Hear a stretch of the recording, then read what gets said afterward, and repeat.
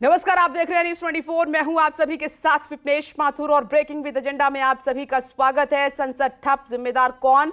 विपक्ष मुखर, सरकार मौन। आज हम ब्रेकिंग विद एजेंडा पर इसी पर बात करने वाले हैं। हर बार की तरह आप देख रहे हैं सत्र हंगामेदार इसकी शुरुआत हुई और आज भी हंगामा बरकरार रहेगा क्योंकि विपक्ष अपनी रणनीति बनाने में लगा हुआ है। मल्लिकार्जुन खड़गे ने तमाम जो समान विचारधारा वाली विपक्षी पार्टियां हैं उनको बुलाया है कि सरकार को कैसे घेरना है, क्योंकि वो आरोप लगा रहे हैं कि सरकार चर्चा कराना नहीं चाहती है। तो ब्रेकिंग विद एजेंडा में आज बहुत अहम चर्चा होने वाली है कि क्या आप ये जानते हैं कि संसद चलाने का एक दिन का जो खर्च है वो करीब 10 करोड़ रुपए है। और इतना पैसा जो 50,000 रुपए कमाने वाला इंसान 160 साल तक कमाए तब जाकर कमा सकता है। 1 लाख कमाने वाला व्यक्ति 80 साल और 2 लाख कमाने वाला व्यक्ति 40 साल तक कमाएगा तब जाकर एक दिन संसद चलाने का जो खर्चा है वो अपना निकाल पाता है।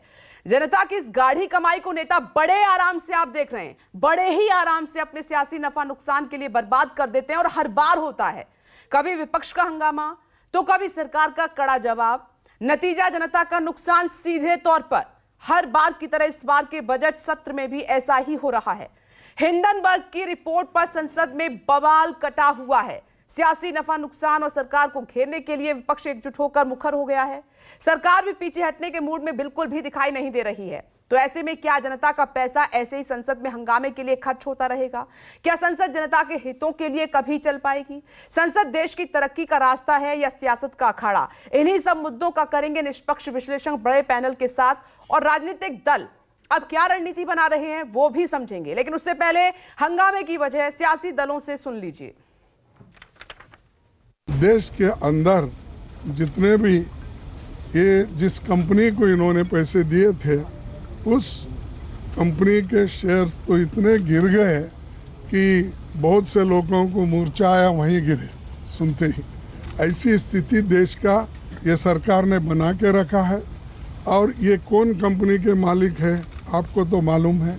और बार बार हम एक व्यक्ति के रूप में किसी को टीका करने के बजाय हम तो ये कहेंगे कि सरकार ऐसे कंपनियों को कैसा पैसा दे रही है।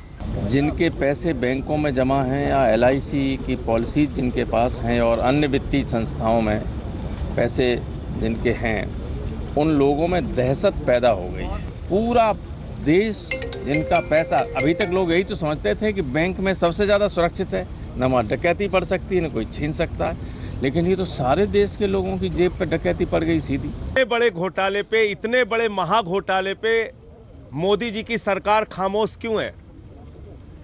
मोदी जी की सरकार खामोश इसलिए है कि ये जो महा घोटाला किया है उस व्यक्ति का नाम है अडानी, जो नरेंद्र मोदी जी का सबसे करीबी मित्र है, जिसके हवाई जहाज में प्रधानमंत्री घूमते हैं, जिसके पैसे से भारतीय जनता पार्टी चलती है, वो भारतीय जनता पार्टी का खजांची है।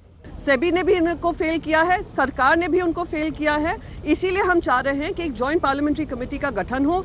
अगर वो नहीं पॉसिबल है तो सुप्रीम कोर्ट के चीफ जस्टिस ऑफ इंडिया के मॉनिटर्ड ये प्रोब हो कि किस तरीके से इतनी खुली छूट दी गई एक ही ग्रुप को कि इन्वेस्टर्स को एकदम उनका कॉन्फिडेंस चकनाचूर कर दें। यही हमारी मांग है। This is a problem of lakhs and lakhs of people across India, Indian common and ordinary Indian citizens. भंवरे ने खिलाया फूल, फूल को ले गया हिंडनबर्ग।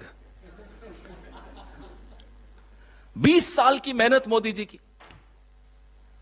जब मुख्यमंत्री थे तब की मेहनत, जब प्रधानमंत्री बने तब की मेहनत, इतनी मेहनत करके मोदी जी ने एक गुब्बारा फुलाया, फुस हवा निकल गई।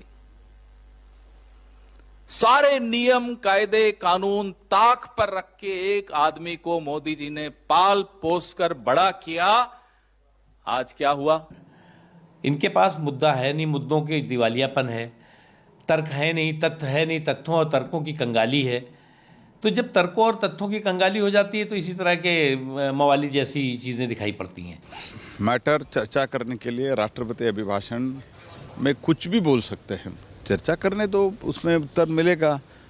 तो अभी प्रश्न है सदन सुचारू रूप से चलाना है। राष्ट्रपति का भाषण का जो धन्यवाद प्रस्ताव पे चर्चा होगा उसमें सब कुछ होता है ना। नमस्कार, मैं हूं मानक गुप्ता। अगर आपको हमारा ये वीडियो पसंद आया हो तो इसे लाइक और शेयर जरूर करें, और हां, हमें सब्सक्राइब और फॉलो करना ना भूलें ताकि आप देश और दुनिया की कोई खबर मिस ना करें। तो जुड़े रहिए हमारे साथ और देखते रहिए न्यूज़ 24।